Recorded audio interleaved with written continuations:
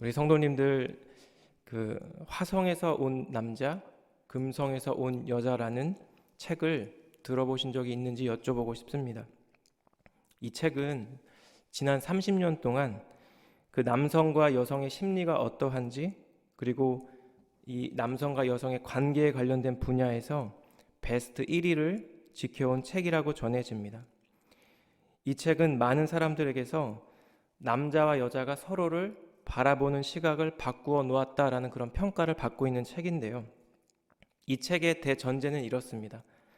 남자는 화성에서 왔고 여자는 금성에서 왔고, 근데 중요한 것은 자신들이 어느 출신인지 기억하지 못한다는 것입니다. 그래서 그들은 서로를 이해하기가 굉장히 어렵다는 것이죠. 이들이 많은 차이가 있는 만큼 서로를 이해하는데 많은 시행착오가 필요하며, 서로를 이해하는 것이 서로를 사랑하는 가장 중요한 과정 가운데 있다라는 것을 이 책의 저자인 존 그레이 박사가 강조하고 있습니다. 우리 여자분들이 남자분들에게 느끼는 가장 흔한 불만이 무엇일까요? 저는 종종 제 아내에게 이런 얘기를 듣습니다. 당신 내 얘기 듣고 있는 거 맞아? 그것은 아마도 여자분의 이야기에 남자분이 귀를 기울이지 않는다고 느껴지는 것입니다. 예를 들어서 여자분이 기분이 상해 있을 때 배우자가 남편의 반응은 어느새 만능 수리공이 되어 있습니다. 그녀의 문제를 진단하고 이 문제의 원인이 무엇인지, 당신이 왜 그렇게 느끼고 있는지, 그리고 이 문제를 어떻게 해결해야 당신의 기분이 좋아지는 것까지 제시를 합니다. 근데 이런 경우는 제가 볼 때, 또 성경의 이야기를 보면 남편과 아내 혹은 남성과 여성 사이에서만 일어나는 일 같지는 않습니다. 왜냐하면 우리는 때때로 우리 자신이 옳다고 여기는 어떤 생각과 어떤 가치관으로 다른 사람의 상황, 또 그 사람이 처한 문제를 쉽게 단정해 버리곤 하기 때문입니다. 그리고 한 발자국 더 나가서 그 사람에게 나의 경험이나 믿고 있는 어떤 가치관과 신념에 기대어 섣부른 권면과 충고를 할 때도 있습니다. 오늘 우리가 이 아침 함께 읽은 이 본문 말씀에서 욥에게 이야기하고 있는 빌닷이 저는 바로 그런 경우라고 생각이 들었습니다. 첫 번째로 욥과 대화를 주고받은 엘리바스도 마찬가지겠지만 빌닷이 욥을 찾아온 이유는 무엇일까요? 그것은 욥기 2장 11절 말씀처럼 어려움을 당한 욥을 위로하고 그를 격려하기 위함이었습니다. 그런데 어느덧 이 욥기서를 읽다 보면 이 목적과 이 이유를 잊은 채 어느새 빌닷은 욥을 책망하고 정죄하고 있습니다. 본문 8절에서 10절인데요. 청하건대 너는 옛 시대 사람에게 물으며 조상들이 터득한 일을 배울지어다. 우리는 어제부터 있었을 뿐이라 우리가 아는 것이 없으며 세상에 있는 날이 그림자와 같으니라. 그들이 내게 가르쳐 이르지 아니하겠느냐? 그 마음에서 나오는 말을 하지 아니하겠느냐? 엘리바스가 자신의 개인적인 환상과 체험에 근거해서 자신의 주장을 펼쳐나갔다면, 이 빌닷은 옛 시대를 살았던 조상들로부터 내려오는 지혜를 따라야 한다고 지금 욥에게 얘기하고 있습니다. 왜냐하면 어쩌면 너무나 당연한 말인데요. 사람이 짧은 인생 가운데 배울 수 있는 지식과 지혜가 오랜 시간에 걸쳐 축적된 지혜보다 나을 수 없기 때문입니다. 이것은 분명한 사실입니다. 저희 주변에는 이런 예들을 수도 없이 많이 발견할 수 있는데요. 요즘 들어서 이 코로나 시대에 더욱더 많은 이 전 세계 사람들에게 각광을 받는 한국의 전통 음식이 있습니다. 바로 김치입니다. 장 부스케라는 전 몽펠리에대 교수가 이런 얘기를 했는데요. 한국의 코로나 사망률이 낮은 이유는 발효된 김치의 효능과 연관이 있다라는 그런 연구 결과를 발표하기도 했습니다. 그런데 사실 더 놀라운 것은 이런 김치가 삼국시대 훨씬 이전부터 만들어졌고 우리 민족은 수천 년 동안 이 음식을 먹어왔다라는 것입니다.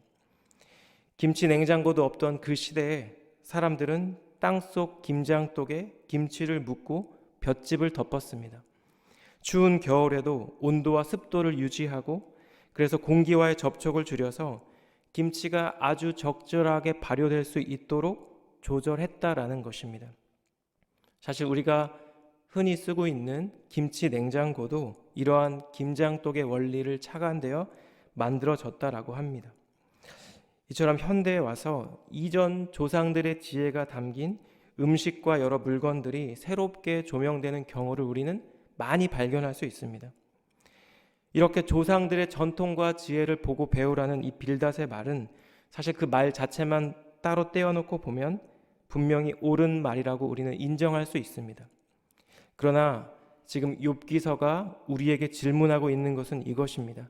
과연 사람들이 오랫동안 축적한 지식과 지혜라고 해서 어떤 상황이든 욥이 지금 직면한 이런 극심과 고난에서도 이 문제를 해결하고 제한할 수 있는 것인가라고 질문할 수 있다라는 것입니다.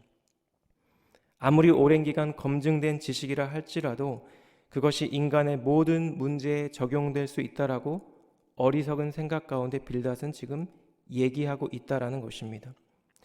이 빌닷이 자신의 이러한 생각을 확고하게 하기 위해서 이 왕골과 갈대를 예로 들고 있는데요. 본문 11절과 12절입니다. 왕골이 진펄 아닌 데서 크게 자라겠으며 갈대가 물 없는 데서 크게 자라겠느냐. 이런 것은 새 순이 돋아 아직 뜯을 때가 되기 전에 다른 풀보다 일찍이 마르느니라. 이 왕골은 오늘날로 얘기하면 파피루스를 이야기한다고 합니다. 이집트의 강변이나 습지에서 흔히 발견됐던 식물입니다. 파피루스와 갈대의 공통점은 충분한 물이 필요하다는 것이고 물이 있는 곳에 심겨진 파피루스와 갈대는 무성하게 자란다는 특징이 있고 물이 없으면 그 어느 식물보다 빨리 말라 죽는다는 특징이 있습니다. 이러한 급격한 성장과 빠른 소멸은 악인에게서도 나타난다라는 것입니다. 그 다음 절인 13절 말씀처럼 겉으로 보기에는 잘 되는 것 같지만 하나님을 저버리는 자는 금방 희망을 잃고 하나님 심판으로 인해 망해버린다라는 것입니다. 주님을 떠난 악한 삶은 이처럼 한순간에 망해버리고 된다라고 지금 빌닷은 얘기하고 있습니다. 빌닷이 또 이어서 예를 드는 것이 있습니다. 그것은 거미인데요. 본문 14절과 15절입니다. 그가 믿는 것이 끊어지고 그가 의지하는 것이 거미줄 같은즉 그 집을 의지할지라도 집이 서지 못하고 굳게 붙잡아 주어도 집이 보존되지 못하리라. 여러분, 거미는 그 어떤 생명체보다 집을 잘 짓는 동물입니다. 하지만 이러한 거미줄은 조그만 충격에도 금방 찢어지고 말죠. 우리는 영화에서 종종 낭떠러지에 매달려 있는 어떤 사람에 대한 장면을 볼 때가 있습니다. 그런데 영화를 잘 보면 그 어떤 영화에서도 이 사람이 거미줄에 의지하는 것을 우리는 찾아볼 수가 없습니다. 그 거미줄에 자신의 몸을 의탁하는 사람은 이 세상에 없다라는 것입니다. 하나님을 떠나서 헛된 것을 의지하고 그런 것에 소망을 품고 사는 사람은 마치 거미줄을 의지하는 사람과 같다라고 지금 빌닷은 이야기하고 있는 것입니다. 16절에서 19절의 이 긴 말씀 가운데 빌닷은 다시 한번 이 악인의 모습을 식물에 비유하고 있습니다. 여러분, 햇빛과 물이 풍부하다면 식물은 기본적으로 잘 자라게 되어 있습니다. 그러나 좋은 햇빛과 충분한 물과 양분을 공급받아 아주 잘 자란 식물이라 할지라도 만약 그 식물이 땅에서 뽑혀져 버리면 더 이상 자랄 수 없고 성장할 수 없고 그 자리는 어느새 다른 작물로 대체되어 심겨질 것입니다.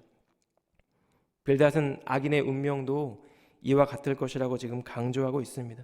겉으로 보기에는 아무런 문제가 없는 것처럼 보이고 성장하고 있는 것처럼 보이고 번성하고 있는 것처럼 보이지만 그 악한 행위와 죄로 인해 하나님의 징계를 받게 되면 마치 뿌리가 뽑힌 식물과 같이 어느새 사라지고 만다는 것입니다. 그리고 어느 누구도 그 악인의 번성을 기억하지 못할 것입니다. 그리고 이제 마지막으로 빌닷은 순전한 사람과 악을 행하는 자를 대조하며 자신의 이야기를 마무리하는데요. 우리 20절에서 22절 말씀은 우리 함께 읽겠습니다. 시작.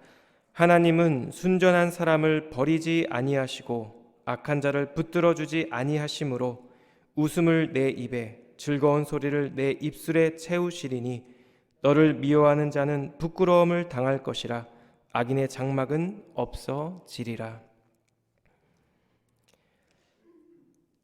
빌닷 역시 욥이 당대 의인이었다는 것을 잘 알고 있었던 것 같습니다.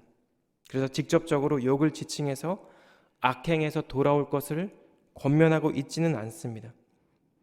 욥은 순전한 사람이기 때문에 하나님께서 복을 주실 거야 라고 결론을 맺고 있는 것입니다. 의인인 욥은 회복되고 악인은 재앙을 당할 것이라고 이야기하며 빌닷은 황급히 자신의 이야기를 마무리합니다. 저는 함께 간단하게 살펴본 이 말씀을 묵상하며 욥에게 권면하는 이 빌닷의 말이 우리에게 있어서 몇 가지 교훈을 전달하고 있다는 것을 발견하게 되었습니다. 그것은 무엇이냐면 우리가 이 공동체 내에 혹은 우리의 이웃과 우리의 친구들에게 어떤 권면을 함에 있어서 어떠한 영역에서 우리가 조심해야 하는가. 빌닷의 예를 반면교사 삼을 때 우리는 지혜롭고 참된 위로와 권면을 할 수 있다라는 것인데요. 첫 번째로 빌닷의 권면이 지혜롭지 못한 이유는 이것입니다. 이것은 그의 생각과 그의 마음과 연관이 되어 있습니다. 그는 이렇게 생각하고 있습니다. 욥이 직면한 모든 재앙이 그의 죄 때문이라고 단정하고 있다라는 것입니다. 이것은 그가 욥의 자녀들이 죽은 것이 그들의 죄 때문이라고 진술하고 있는 8장 4절의 말씀을 통해 알 수 있는데요. 내 자녀들이 주께 죄를 지었으므로 주께서 그들을 그 죄에 버려 두셨나니. 빌닷은 지금 욥에게 너는 죄인이야 라고 말하고 있지는 않지만 너의 자녀들은 죄 때문에 죽었다라고 얘기하고 있는 것입니다. 욥이 하나님을 찾아 자신의 죄를 자복하고 회개하면 하나님께서 너를 모든 재앙으로부터 회복시키실 것이라고 이야기하고 있습니다. 왕골이 진펄 아닌 곳에 살 수 없듯이 갈대가 물 없는 곳에서 말라 죽는 것처럼 욥 너는 하나님을 잊었기 때문에 이러한 재앙을 당했다고 돌려서 이야기하고 있다라는 것입니다. 이런 빌닷의 권면은 우리가 함께 살펴본 8절 말씀과 같이 조상들의 역사 가운데 나타나는 교훈의 그 뿌리를 두고 있습니다. 역사 속에서 조상들이 하나님을 잊고 떠난 결과 재앙과 징벌을 당하며 망하게 된 일이 얼마나 많은지 생각해 보라고 얘기하고 있는 것입니다. 그런데 우리가 꼭 기억해야 하는 것이 있습니다. 하나님은 빌닷이 강조한 조상의 전통, 조상의 지혜보다 훨씬 더 크신 분이라는 사실입니다. 하나님께서는 공의의 하나님이시면서 동시에 우리의 상상을 초월하는 사랑의 하나님이라는 사실입니다. 느헤미야 9장을 보면 이 성벽 공사를 마무리한 후에 율법책을 읽으며 백성들이 자신들의 죄를 자복하는 장면이 등장하는데요. 느헤미야 9장 17절의 하반부 말씀입니다.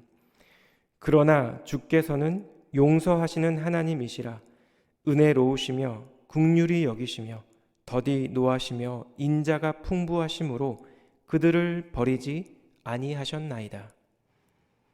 성경은 분명히 악인의 몰락을 말씀하고 있습니다. 그런데 또 한편으로 하나님께서는 악인이 그들의 죄에서 떠나 하나님께로 돌아오기를 간절히 기다리시는 긍휼의 하나님 또한 분명히 얘기하고 있습니다.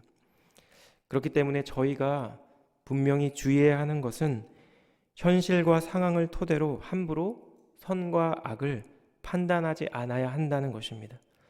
왜냐하면 저희 모두는 이미 하나님의 크신 사랑과 긍휼로 인해 죄 사함이라는 은혜를 받았고 또 누리고 있는 사람들이기 때문입니다. 우리가 받은 그 사랑과 은혜를 기억하며 하나님께서 동일하게 우리의 지체를, 우리의 이웃을 긍휼히 여겨주시기를 바라는 마음으로 겸손하고 조심스럽게 주님의 마음을 전하는 것, 이것이 바로 참된 그리고 지혜로운 권면인 줄 믿습니다. 우리 사랑하는 우리 한우리 공동체 안에 이러한 지혜롭고 참된 권면을 통해 한 영혼이 회복을 경험하고 또 더욱더 든든히 세워져 가는 귀한 은혜가 우리 안에 더욱더 넘쳐나게 되기를 우리 주님의 이름으로 축복합니다. 두 번째로 빌닷이 지금 잘못하고 있는 것은 친구를 대하는 그의 태도에 대한 이야기입니다. 그는 욥이 죄를 지었을 것이라고 전제한 후에 그에게 함부로 회개를 촉구하고 있다라는 것입니다. 빌닷에게 있어서 하나님은 어떤 분이시냐면 순전한 사람을 버리지 않고 악한 자를 붙들어 주지 않는 분입니다. 이와 같은 그의 신관에 비추어 볼 때 욥이 당한 재앙과 그가 당하고 있는 고통은 지금 그가 죄인이라는 사실을 확증하는 증거가 된다라는 것입니다. 그리고 이런 증거를 근거로 빌닷은 욥에게 회개하라고 얘기하고 있다는 것이죠. 그는 생각에서 머무르지 않고 회개할 것을, 주님께로 돌아올 것을 지금 촉구하고 있습니다. 20절에서 22절 말씀을 제가 다시 한번 읽겠습니다. 하나님은 순전한 사람을 버리지 아니하시고 악한 자를 붙들어주지 아니하시므로 웃음을 내 입에, 즐거운 소리를 내 입술에 채우시리니 너를 미워하는 자는 부끄러움을 당할 것이라. 악인의 장막은 없어지리라. 욥기 2장 11절에는 분명히 욥의 친구들이 욥을 위로하고 또 위문하기 위해 욥을 방문했다라고 기록되어 있습니다. 그런데 저희가 이 욥기서를 찬찬히 읽어보고 또 묵상하고 살펴볼수록 저는 개인적으로 욥의 친구들이 욥을 위로하기 위해 방문했는지는 모르겠지만 이 친구들이 진정 욥을 사랑했는지는 잘 모르겠다라는 생각이 들었습니다. 그들이 정말 욥을 사랑했을까라는 의구심이 저는 욥을 묵상할수록 계속해서 드는 것입니다. 지금 욥은 자신에게 한순간에 닥친 이 재앙과 고난을 어떻게 해석하고 또 어떻게 받아들여야 할지 번민하고 고민하고 있습니다. 아무리 생각을 해도 자신이 하나님 앞에서 잘못한 것이, 자신이 범죄한 사실이 생각이 나지 않는데 주님께서 왜 이 일을 나에게 허락해 주셨는지 그는 너무나 답답하고 억울한 마음에 고통스러워하고 있습니다. 저는 빌닷이 욥을 진짜 사랑했다면, 친구로서 진심으로 배려하고 위로하기를 원했다면 이렇게 자신의 지식으로 상대방을 단정하고 회개를 촉구하지는 않았을 것이라고 생각합니다. 그리고 이러한 빌닷의 모습을 묵상하며 때때로 저 역시 다른 사람의 어려움, 다른 분들이 겪고 있는 어떤 문제 가운데 있는 그 분들을 바라보며 그분들의 어려움이 혹시나 하나님 앞에서 무언가 잘못한 결과일지도 모른다고 생각했던 제 마음의 판단과 정죄의 마음을 돌아보게 되었습니다. 그 순간 나는 어느새 아무런 고난이 없는 의인이고 그 분은 고난 가운데 회개할 것이 있는 죄인의 자리에 세우고 있다라는 것입니다. 우리가 다른 누군가를 위로할 때, 무언가 조언하거나 권면할 때 확인해야 하는 첫 번째 마음은 내가 사랑하는 마음으로, 그분을 아끼는 마음으로, 배려하는 마음으로 이 말을 하고 있는가 돌아보아야 한다는 것입니다. 혹시나 내 안에 그 어느 누구도 눈치채지 못하는 스스로를 드러내고 자랑하려는 마음으로 그분에게 겉보기에 좋은 권면을 하고 있는지 돌아봐야 한다는 묵상이 되었습니다. 이사야 40장 1절은 이렇습니다. 너희는 위로하라. 내 백성을 위로하라. 하나님께서 우리에게 위로하라고 말씀하시는 그 대상은 하나님의 백성이라는 말씀입니다. 참된 위로는 하나님께서 행하시는 것이며 우리가 상대방을 사랑으로 진실함으로 대할 때 우리는 그런 하나님의 참된 위로의 도구가 될 것입니다. 사도 바울은 고린도후서 1장 3절에서 4절 말씀에 이렇게 고백했습니다. 찬송하리로다. 그는 우리 주 예수 그리스도의 하나님이시요 자비의 하나님이시요 모든 위로의 하나님이시며 우리의 모든 환난 중에서 우리를 위로하사 우리로 하여금 하나님께 받는 위로로서 모든 환난 중에 있는 자들을 능히 위로하게 하시는 이시로다. 이 사도 바울의 이 고백과 같이 그리스도의 사랑 안에서 이루어지는 참된 위로와 격려를 통해 혹시나 고난 가운데 계신 우리 모든 성도님들이 주님의 크신 위로를 받고 참된 회복을 경험하는 우리 사랑하는 한우리 교회의 모든 공동체가 되기를 우리 주님의 이름으로 축복합니다.